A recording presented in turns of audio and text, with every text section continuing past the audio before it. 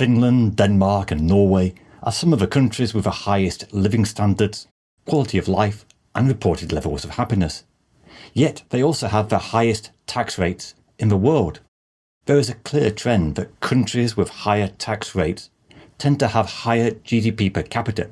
Now there are some exceptions, notably Ireland, United States and Singapore, but generally speaking, countries with higher GDP tend to be able to spend a higher share of national income on education, health, transport and a welfare state, all the kind of things that can improve living standards in a way that the private sector may struggle to do effectively. It is also similar if we look at levels of reported happiness and tax levels. It is a paradox. People may dislike taxes, yet it is the countries with the highest rates of tax which generally report the higher levels of happiness. But is it as simple as this? Since 2011, the world has generally reported slightly higher levels of happiness, but there are countries with declining reported happiness. For examples, Venezuela, United States, Ireland and the United Kingdom. Now Venezuela has had an economic collapse, crisis, 4 million people leaving the country. So hardly surprising there's been a big fall in reported happiness. But what about the others? Since 2011, GDP in Ireland has more than doubled. Tax levels as a share of GNI have remained around 36%, and yet reported levels of happiness have fallen quite significantly. Certainly in terms of economic factors, rising housing costs is a big problem. Rising GDP doesn't mean much if you struggle to afford somewhere to live. And of course this doesn't just affect Ireland, but pretty much any major economy like United States, UK, Canada and Australia. Now, if higher taxes correlate to more happiness and higher GDP per capita, the UK provides a serious challenge to this thesis. In 1995, the UK tax was only 29% of GDP, but today that has risen to 37% and is forecast to keep rising. Yet in this period of rising taxes, there's been no celebration of the fact. Especially in the past 15 years, the UK has experienced stagnant GDP per capita and a decline in reported levels of happiness. The truth is, there's a big difference between the rising tax share in Scandinavia and the United Kingdom.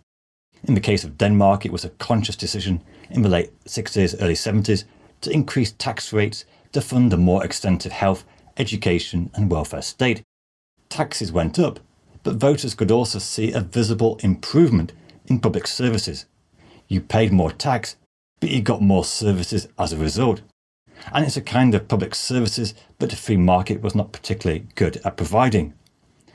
But in the UK, the rise in tax rates as a share of GDP is due to a different dynamic. It is partly a reflection of a stagnant economy.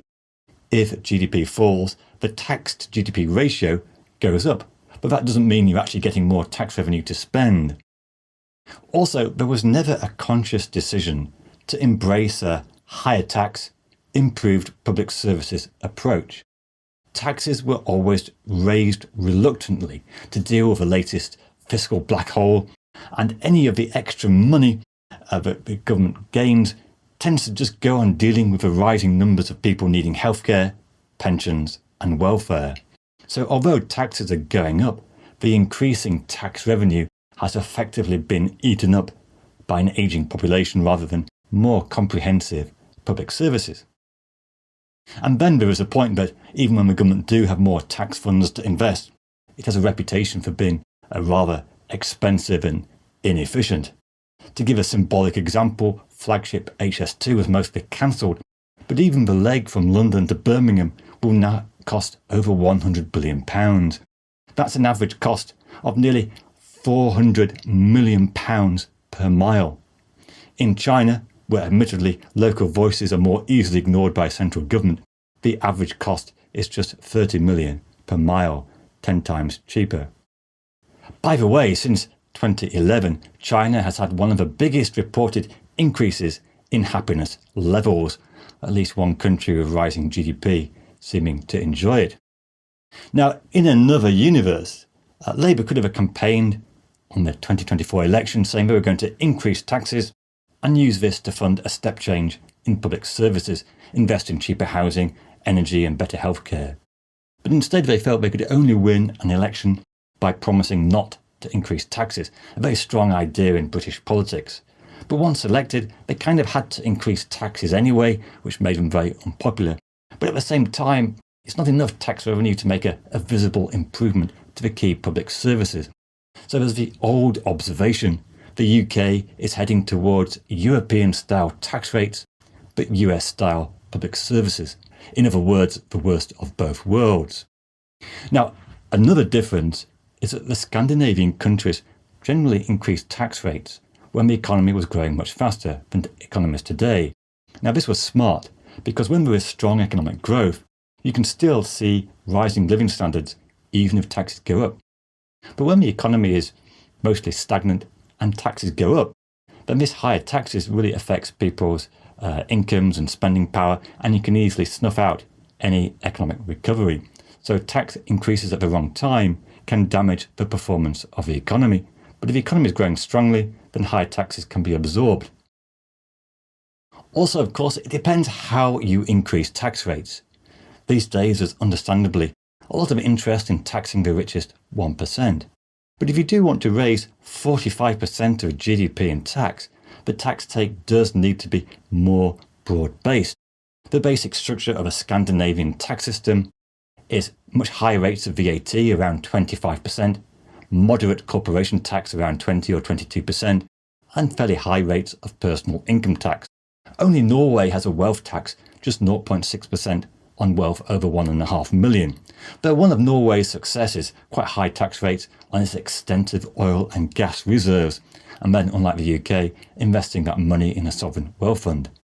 Now, VAT is partially progressive because the rich do spend more, but also the rich have the luxury of saving more, and so for many low-income households, VAT ends up being a higher share of income. But at least with VAT, it's easy to collect and doesn't distort incentives to work. VAT works pretty well in Scandinavia because society is relatively equal to begin with. There isn't the huge disparity of wealth you might see in the United States. Because if you look at the US, there's much greater inequality in terms of both wealth and income. And of course, recent US tax cuts have tended to favour the wealthy most. But cutting tax for a millionaire does little to improve overall economic welfare.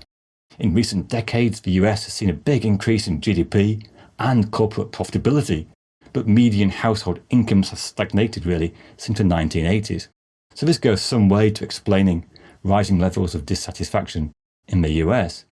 Now, it's not just that the US has low tax rates, but a relatively regressive tax system. And so it means that the very high US GDP per capita is somewhat misleading, especially for those who may be bankrupted by the private healthcare system. Now, the US is something of an outlier in terms of high GDP, but low tax rates.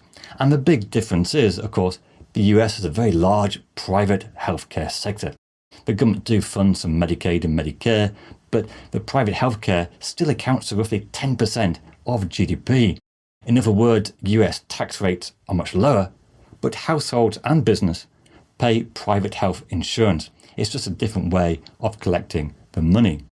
But there's widespread dissatisfaction with the health system in the US. It's much more expensive than healthcare systems around the world, but not necessarily leading to any better outcomes anyway.